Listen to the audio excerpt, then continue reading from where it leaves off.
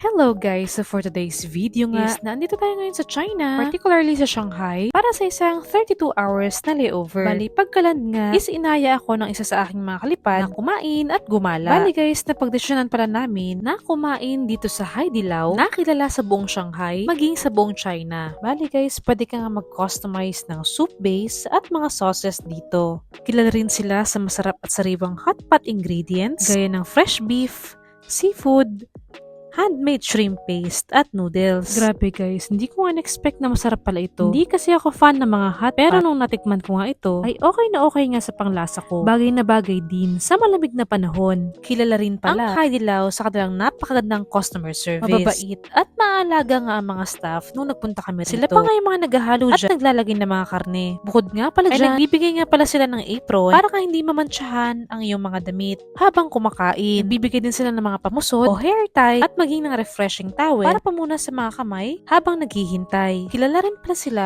sa kanilang hand-pulled noodle dance performance o live na paggawa ng noodle habang nagluluto kayo sa hotpot. Bukod pa riyan ay matapos kumain, ay nagbibigay din sila ng mga libreng snacks at drinks. Sa kabuuan nga is na-enjoy namin ang pagkain sa Haidilao para sa aming unang beses na pagpunta. Matapos na kumain is naglakad-lakad nga lang kami para magpababa ng mga kinain. Gusto rin kasi naming puntahan yung isa sa pinakasikat na pasyalan dito sa Shanghai. Grabe guys, ngatog nga kami sa sobrang lamig. Wala namang yelo, pero sobrang lamig ng hampas ng hangin. Bali, this video pala is nangyari last year, March 2025. At bago ko nga burahin, napag-isipan ko nga gawa ng videos para memories. And grabe nga guys, sa aming paglalakad is ito nga yung bumungad sa amin. Hindi ko nga in-expect na ganito pala kaganda dito sa Shanghai. Bali, dito nga kami ngayon sa tinatawag nilang The Bund, na isa sa pinakasikat na pasyalan dito sa Shanghai. Kilala nga ito dahil sa kanilang naggagandahang skyline view at colonial era buildings na may European style architecture. Tanaw rin nga pala rito ang Oriental Pearl Tower na isa sa pinaka-iconic na landmarks ng lungsod. Sinasabing sa taas nga raw nito ay mayroong observation deck kung saan matatanaw ang buong skyline ng Shanghai. Tapos glass din daw yung mga sahig nito or yung walkway kung saan tanaw nyo yung mga nasa ibaba. May restaurants,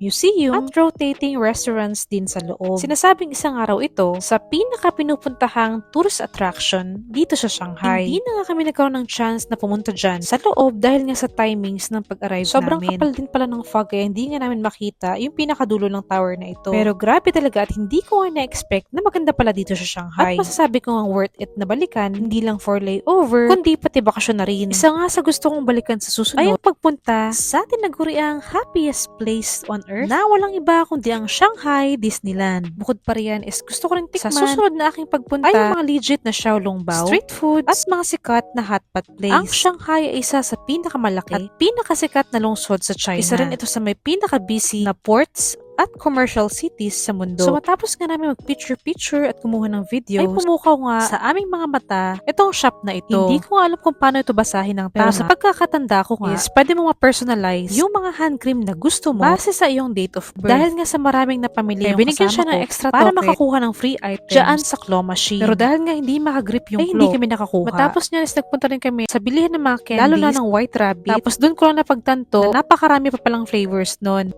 Tapos, pagkatapos bumili ng mga pasalubong at maglakad-lakad is umuwi na rin kami para magpahinga. Yun lang muna. Maraming salamat.